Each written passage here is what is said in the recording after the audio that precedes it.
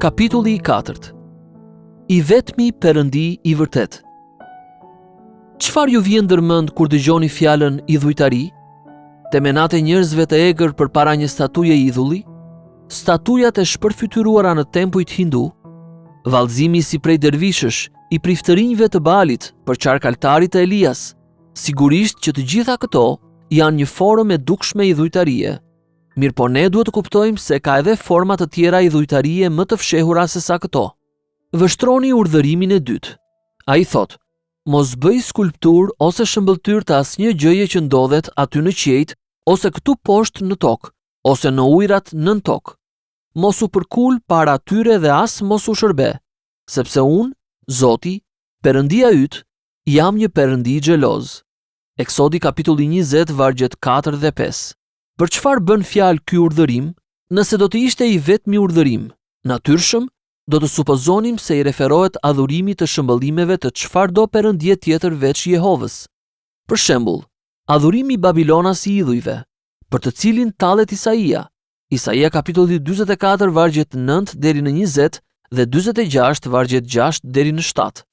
Ose paganizmi i botës greko-romak në kohën e Palit, për të cilën ai shkruan tek Romakëve kapitulli 1 vargjet 23 dhe 25, që ata e ndëruan lavdinë e Perëndisë të paprishshëm në një shëmbëllim të ngjashëm me atë të një njeriu të prishshëm, të shpendëve, të katër këmbshave dhe të rreshqanorëve, që e shndëruan të vërtetën e Perëndisë në gënjeshtër dhe adhuruan e i shërbyen krijesës në vend të krijuesit.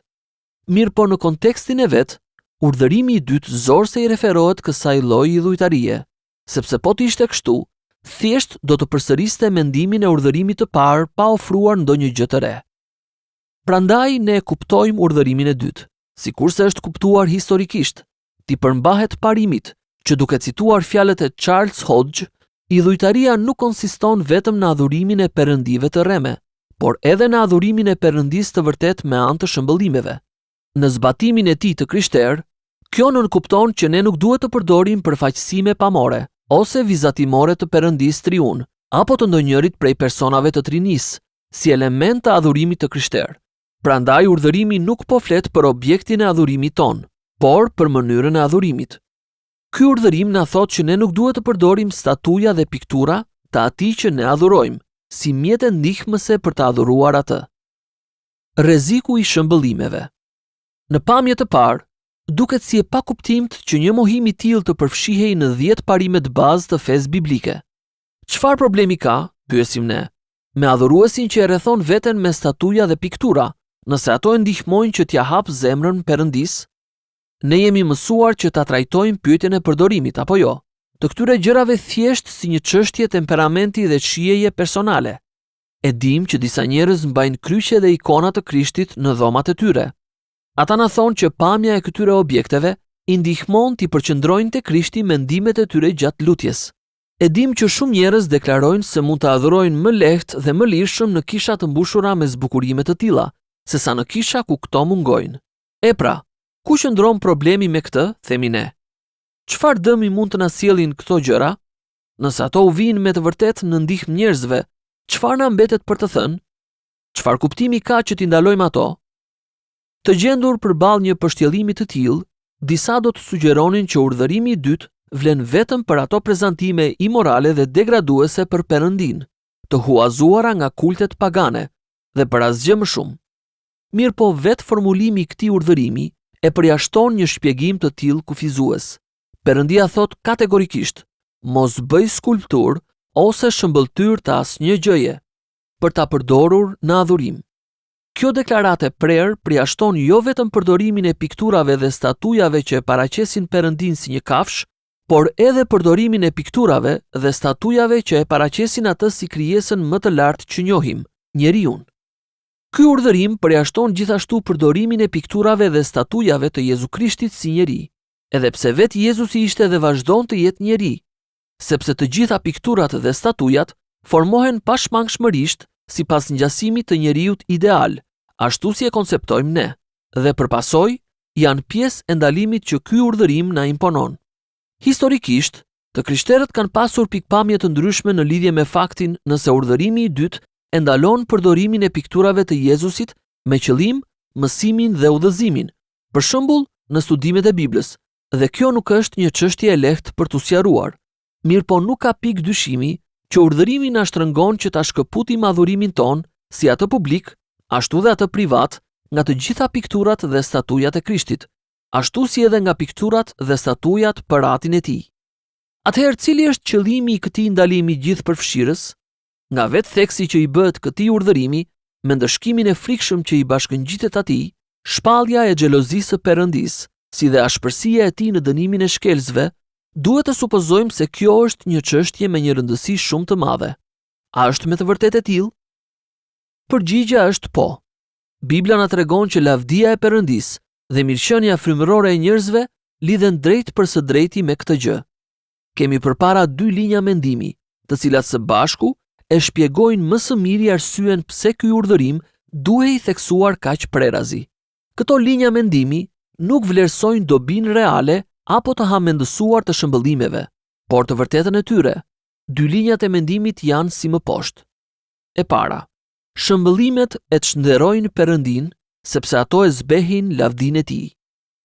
Pamja e elementeve në qiell, dielli, hëna, yjet, e krijesave në tokë, njerëzit, kafshët, zogjt, insektet, dhe atyre në det, peshqit, kafshët ujore, jo vertebrorët, nuk kanë asnjë ngjashmëri me krijuesin e tyre.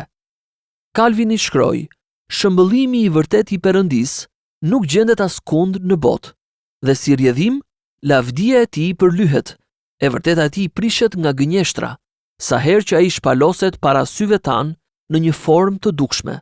Prandaj, saimi i ndonjë shëmbëllimi të Perëndisë nuk është në vetvete diçka e papritshme, sepse madhështia e tij falsifikohet prej këtij korruptimi dhe ai nuk portretizohet ashtu siç është realisht.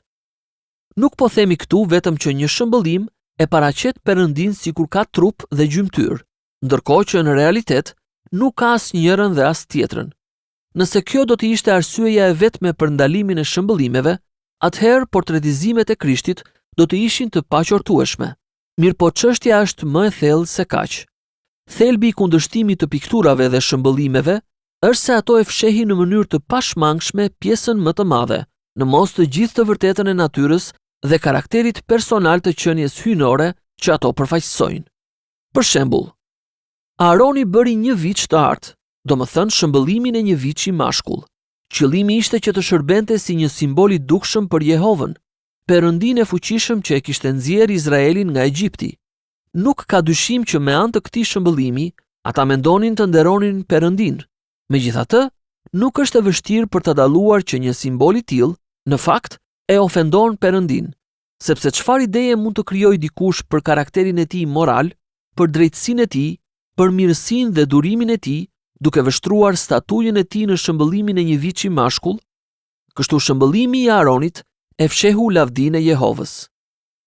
Në mënyrë të ngjashme, patosi i imazheve apo skulpturave të kryqëzimit e zbeh lavdinë e Krishtit, sepse e fsheh aspektin e hyjnisë së tij, të fitores së tij në kryq, si dhe mbretërinë e tij të tanishme. Teksa shfaq dobësinë e tij njerëzore, kryqi fsheh forcën e tij hyjnore. Na përshkruan realitetin e dhimbjes së tij, mirë po na mban të verbër për realitetin e gëzimit dhe fuqisë së tij. Në të dyja rastet, simboli nuk është i denjë më së shumti për atë që nuk arrin të shfaq. Kjo mund të thuhet për të gjitha përfaqësimet e dukshme të hyjnisë. Çfarëdo që të mendojmë për artin fetar nga këndvështrimi kulturor, nuk duhet të shpresojmë që pikturat e Perëndisë të na shfaqin lavdinë e tij dhe të na nxitin në adhurim, sepse këto piktura nuk do të na shfaqin dot kurrë pikërisht lavdinë e tij. Për këtë arsye, Perëndia i shtoi urdhërimit të dytë një referencë për veten e tij si xheloz, që hakmerret ndaj atyre që nuk i binden atij, sepse xhelozia e Perëndisë në Bibël nënkupton zelljen e tij për ta ruajtur lavdinë e tij, gjë e cila rrezikohet sa herë shëmbëllimet përdoren në adhurim. Pasi e ka shpallur gjallërisht tek Isaia 40:18 madhështinë e pamatshme të Perëndisë, shkrimi na pyet: kujt dëshironin t'i përngjaj Perëndia dhe çfarë figure do t'i vinit përballë? Pyetja nuk kërkon një përgjigje, por vetëm një heshtje qortuese. Ajo ka për qëllim që të na kujtojë se është sa absurde, aq edhe jo e perëndishme të mendojmë që një shëmbëllim i modeluar sipas një krijese, sepse kështu ndodh me shëmbëllimet, të mund të jetë një ngjashmëri e pranueshme për krijuesin. Kjo nuk është arsyeja e vetme pse na ndalohet që të përdorim shëmbëllime në adhurim. E dyta, shëmbëllimet na mashtrojnë, sepse na përcjellin ide të rreme në lidhje me Perëndin. Vetë pamjaftueshmëria me të cilën ato e paraqesin Perëndin, i shtrëmbëron mendimet tona për të dhe na vendos në mendje gabime të shumëllojshme në lidhje me karakterin dhe vullnetin e tij. Duke bërë një shëmbëllim të Perëndis në formën e një viçi mashkull, Aaroni i bëri izraelitët të mendonin që adhurimi i qenies së tij përmes shthurjes së shfrenuar ishte diçka e pranueshme. Prandaj, festa për nder të Zotit, që Aaroni organizoi tek Eksodi 32:5, u kthye në një orgji të neveritshme. Sërish, historikisht përdorimi i kryqit si ndihmë në lutje i ka nxitur njerëzit që ta njësojnë devotshmërinë me meditimin mbi vuajtjet trupore të Krishtit. Kjo i ka bërë njerëzit të fiksohen pas vlerës frymërore të dhimbjes fizike dhe i ka mbajtur ata larg nga njohuria e shpëtimtarit të ringjallur. Shembuj të tillë na tregojnë se si shëmbëllimet e falsifikojnë të vërtetën e Perëndis në mendjet e njerëzve. Nga ana psikologjike, nëse e bëni zakon që t'i përqendroni mendimet tuaja në një shëmbëllim a pikturë të atij të cilit do t'i luteni, me siguri do të mendoni për të dhe do t'i luteni atij ashtu siç e paraqet shëmbëllimi. Prandaj, në këtë kuptim, ju do të bini përmbys dhe do të adhuroni shëmbëllimin tuaj. Dhe në atë mas që shëmbëllimi dështon t'ju thotë të vërtetën për Perëndin, në po atë mas do të dështoni që ta adhuroni Perëndin në të vërtetë. Ja pse Perëndia na ndalon që t'i përdorim shëmbëllimet dhe pikturat në adhurimin ton. Shëmbëllimet e derdhura dhe shëmbëllimet mendore. Ndërgjegjësimi që shëmbëllimet dhe pikturat për Perëndin ndikojnë mendimet tona për Perëndin, na drejtojnë tek një sferë tjetër ku gjen zbatim ndalimi që na bën urdhërimi i dytë. Ashtu siç na ndalon që të modelojmë shëmbëllime të derdhura të Perëndis, po ashtu na ndalon që të fantazojmë shëmbëllimet të tij në mendjen tonë. Përfytyrimi i Perëndis në mendjen tonë mund të jetë një shkelje po aq e sigurt e urdhërimit të dytë, sa edhe përfytyrimi i tij përmes krijimtarisë së duarve tona. Sa shpesh e dëgjojmë të thuhet, më pëlqen të mendoj për Perëndin si arkitekti i madh, apo matematikani ose artisti. Unë nuk e mendoj Perëndin si një gjykatës. Më pëlqen të mendoj për të thjesht si një atë. E dim nga përvoja se sa shpesh këto deklarata shërbejnë si prelude për të mohuar diçka që na mëson Bibla në lidhje me Perëndin. Duhet theksuar me forcë se të gjithë ata që i lejojnë vetes lirinë për të menduar rreth Perëndis siç u pëlqen atyre, janë duke e shkelur urdhërimin e dytë. Në rastin më të mirë, ata mund të mendojnë për Perëndin vetëm në shëmbëllimin e njeriut, si të ishte njeriu ideal ose një supermen. Mirë po Perëndia nuk i ngjan as njeriu. Ndonse u krijuam në shëmbëllimin e tij, ne nuk duhet të mendojmë sikur ai ekziston sipas shëmbëllimit ton. Të mendosh për Perëndin në kësaj kushtesh, do të thotë jesh i paditur për të dhe të mos e njohësh atë. Këtu gabon e gjithë teologjia spekulative, e cila mbështetet mbi arsyetimin filozofik dhe jo mbi zbulesën biblike. Pali na tregon fundin e një teologjie të tillë. Bota nuk e njohu Perëndin me urtësinë e vet. 1 Korintasve kapitulli 1 vargu 21. Të ndjekësh imagjinatën e zemrës së njeriut në sferën e teologjisë është mënyrë për të mbetur i paditur për Perëndin dhe për të bërë një adhurues idhujsh, ku idhulli është një imazh i rrem i imagjinuar për Perëndin, i krijuar nga vetë spekulimi dhe imagjinata e njeriut. Nën këtë dritë, bëhet i qartë qëllimi pozitiv i urdhërimit të dytë. Në aspektin mohues, ky urdhërim është një paralajmërim kundër mënyrave të adhurimit dhe të praktikës fetare, të cilat e çnderojnë Perëndin dhe e falsifikojnë të vërtetën e tij. Në aspektin e tij pohues, ky urdhërim na bën thirrje për të pranuar se Perëndia, krijuesi, është përtej botës fizike, i mistershëm dhe i pashpjegueshëm, përtej sferës së ndonjë imagjinate apo hamendësimi filozofik të aftësisë njerëzore. Për këtë arsye, ai na bën thirrje që ta përulim veten, të dëgjojmë dhe të mësojmë për të, dhe ta lejojmë atë që të na mësojë se kush është ai dhe se si duhet të mendojmë për të.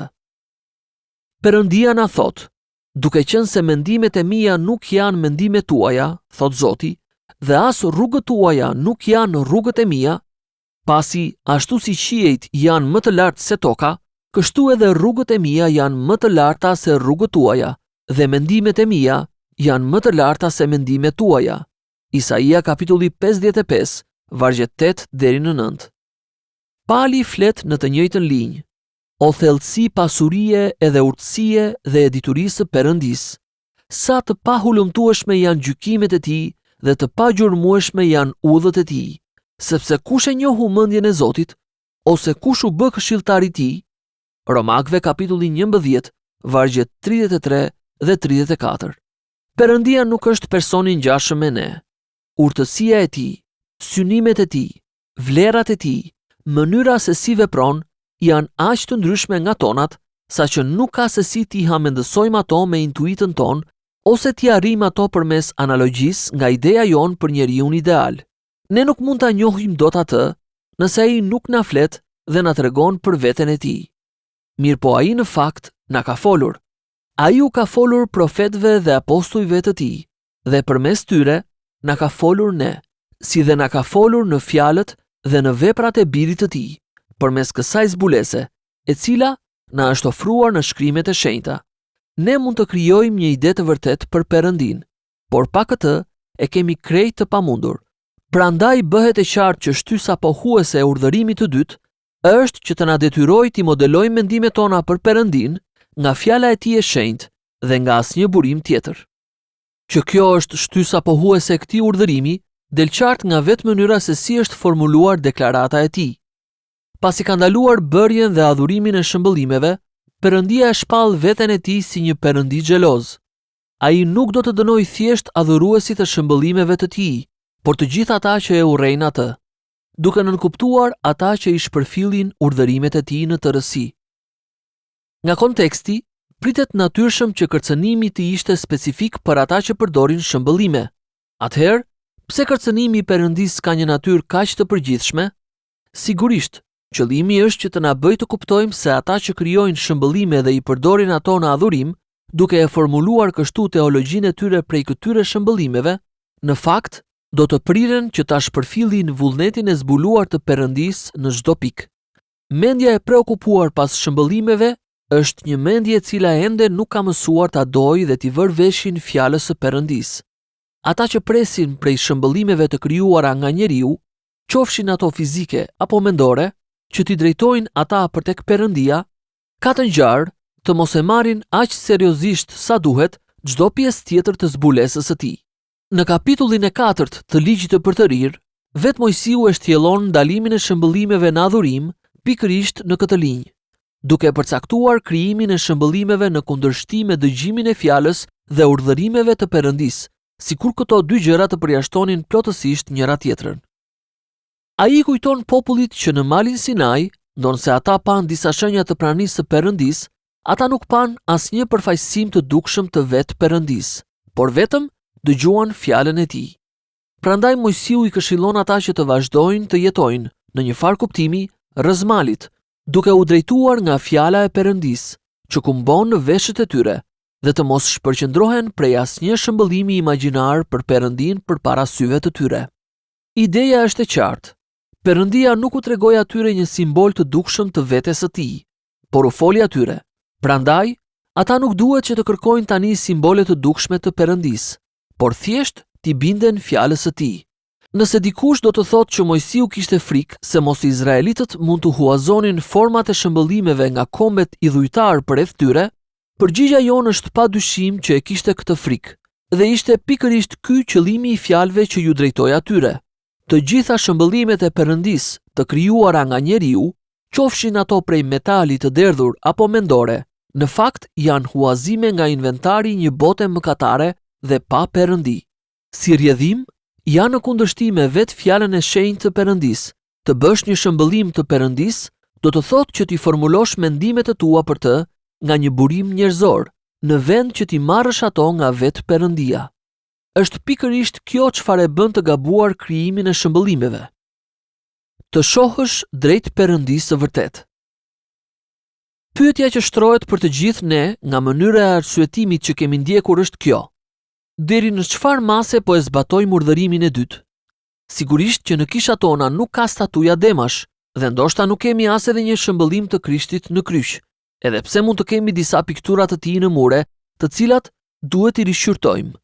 Mirëpo, a jemi të sigurt se Perëndia, të cilit përpiqemi që ta adhurojmë, është Perëndia i Biblës, Jehova Trini? Apo adhurojmë në të vërtet Perëndinë e vetëm dhe të vërtet? Apo mos vallidet tona për Perëndinë janë të tilla, saqë realisht nuk besojmë në Perëndinë e krishterë, por në një tjetër, ashtu sikurse myslimani, hebreu ose dëshmitari i Jehovait nuk beson në Perëndinë e krishterë, por në një Perëndi tjetër? Ju mund të thoni, si mund ta dalloj? E po testi është ky. Perëndia i Biblës ka folur në birin e tij. Drita e njohurisë së lavdisë së tij na është dhënë në fytyrën e Jezu Krishtit. A e kam bërë zakon që të shoh drejt personit dhe veprës së Zotit Jezu Krisht, e cila më tregon të vërtetën përfundimtare në lidhje me natyrën dhe hirin e Perëndisë? A e dalloj që të gjitha qëllimet e Perëndisë kanë Krishtin në qendër të tyre? Nëse më është dhënë mundësia që ta shoh këtë, që me mendjen dhe me zemrën time të shkoj në Golgot dhe ta përqafoj zgjidhjen e Golgotës, atëherë me të vërtet mund ta di që adhuroj Perëndinë e vërtet, që ai është Perëndia im, dhe që tashmë gëzoj jetën e përjetshme, ashtu siç e përkufizoi vetë Zoti ynë. Dhe kjo është jeta e përjetshme, të njohim ty, të vetmin Perëndi të vërtet, dhe Jezu Krishtin që ti ke dërguar. Gjoni kapitulli 17 vargu 3. Shënim shtesë 1993. Kam marrë vazhdimisht letra për gjatë viteve, të cilat shprehin shqetësimin se përpjekja ime shkurajuese ndaj përdorimit të shëmbëllimeve të Perëndisë për qëllime mësimdhënieje ose devocioni personal është në fakt e tepruar. A është me të vërtetë e tillë? Ka 3 argumente që ofrohen kundër kësaj bindjeje. Së pari, adhurimi i Perëndisë kërkon shprehje estetike të krishtera përmes arteve pamore, ashtu sikurse kërkon shprehje morale të krishtera përmes dashurisë për familjen dhe për të afërmin.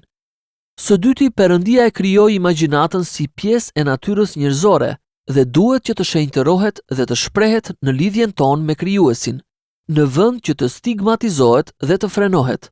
Së treti, shëmbëllimet, kryqet, ikonat, statujat, pikturat e Jezusit nxitin në fakt një devotshmëri e cila do të ishte më e dobët pa to.